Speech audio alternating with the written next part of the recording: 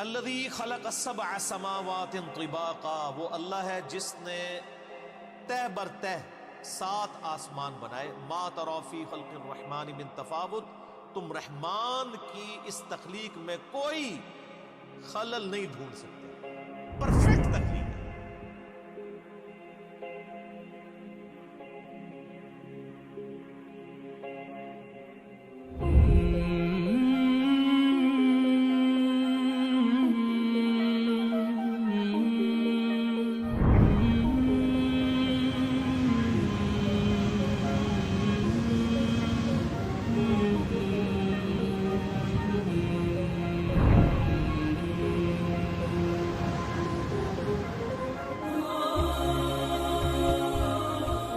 یہ پرفیکٹ اس اعتبار سے ہے کہ آپ اگر کہیں گے اس سے یہ بہتر ہو سکتی تھی. ایک تو وہ ہے جو ڈیسٹنی اللہ نے مقرر کی ہے، اس لحاظ سے تو دنیا کی ہر چیز امپرفیکٹ ہے کہ موت آ جاتی ہے.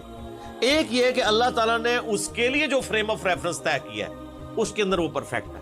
یہی وجہ کہ آپ دیکھیں گے کہ کبھی کسی سائنٹسٹ نے یہ نہیں کہا ہوگا کہ یہ جو مگرمچھ ہے نا جی، اس میں یوں نہیں یوں سسٹم ہوتا تو وہ زیادہ بہتر ہوتا. ہمیشہ جتنے اس کے سسٹم ہے اس کو ڈسکس کریں گے کہ اس میں سسٹم یہ اس لیے رکھا گیا، اگر یہ نہ ہوتا تو یہ ہو جاتا، یہ ہوتا تو یہ ہو جاتا. تو الٹیمیٹلی وہ کیا ڈیسائیڈ کرتے ہیں کہ یہ پرفیکٹ ہے. چاہے وہ اس کو ایوولوشن کے ذریعے کہہ رہے ہوں، گاڈ کو بیچ میں سے نکال بھی دیں، ڈیسائیڈ یہی کرتے ہیں پرفیکٹ. جتنے گیون سرکمسٹانس، وہ جو کمزوریاں وہ تو ہیں نا جی، موت والی کمزوری، بیماری والی کمزوری، وہ اپنی جگہ. جو بنایا ہے اس کو حالات و واقعات کے مطابق پرفیکٹ. برفانی ریچھ بنایا نا تو سر اس کو کھال دی ایسی کہ وہ سردی کے گیس اپنا بچاؤ کر سکے. اچھا آپ کو پتا ہے کہ جو سمندر، یہ ہمارے سمندر تو گرم سمندر ہیں، جو ٹھنڈے سمندر ہیں جیسے اٹلانٹک ہے، اس کے اندر بھی مچھلیاں زندہ رہتی ہیں کیونکہ برف صرف اوپر جمتی ہے، نیچے 4 ڈگری سینٹی گریڈ کا ٹیمپریچر رہتا ہے. ورنہ اگر یہ برف نیچے تک جم جائے تو مر جائیں ساری مچھلیاں.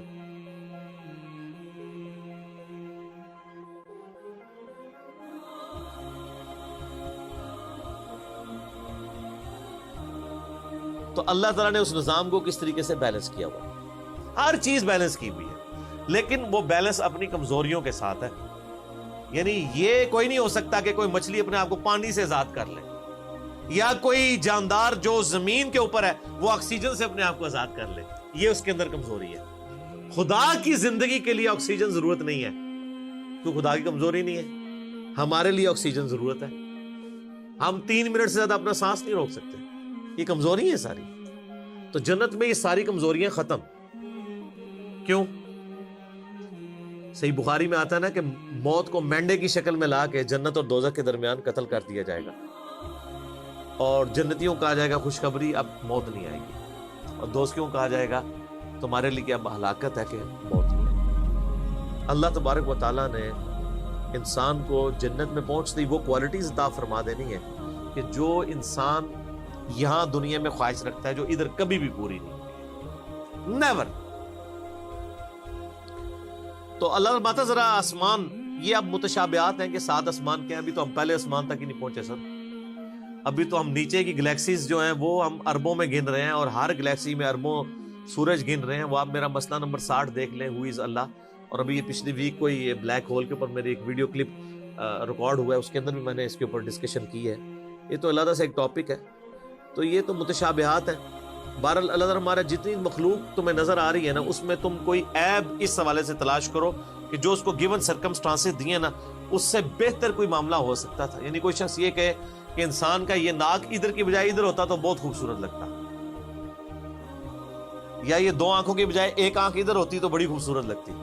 کوئی اس طرح کا عیب نکال کے بتاؤ، ناٹ ایٹ آل. اللہ اکبر. فرجع البصر، پھر نگاہ اٹھا کے دیکھ، ہل تری من فطور، تجھے کوئی رخنا دکھائی دیتا ہے اس پرفیکشن کے اندر. ثم ارجع البصر کرتین ينقلب الیک البصر خاسئا وهو حسیر. بار بار نگاہ اٹھا کے دیکھتا رہ، تیری نگاہ ناکام ہو کر تیری ہی طرف لوٹ آئے گی اس حال میں کہ تھکی ماندی ہوگی. تجھے اللہ کی مخلوق کے اندر کوئی عیب نظر اس حوالے سے نظر نہیں آئے گا. ان گیون سرکمسٹانسز کے ساتھ جو عیب اٹیچ ہے وہ تو اٹیچ ہے. جو بنا دیا نا انسان کو کہ اس کے معدے کا نظام، اس کے دل کا نظام، اس سے پرفیکٹ کوئی سوچ نہیں سکتا۔ نباتات کا ہو جائے، اس طریقے سے گلیکسیز کا ہو جائے، اس سے بہتر کوئی سوچ نہیں سکتا۔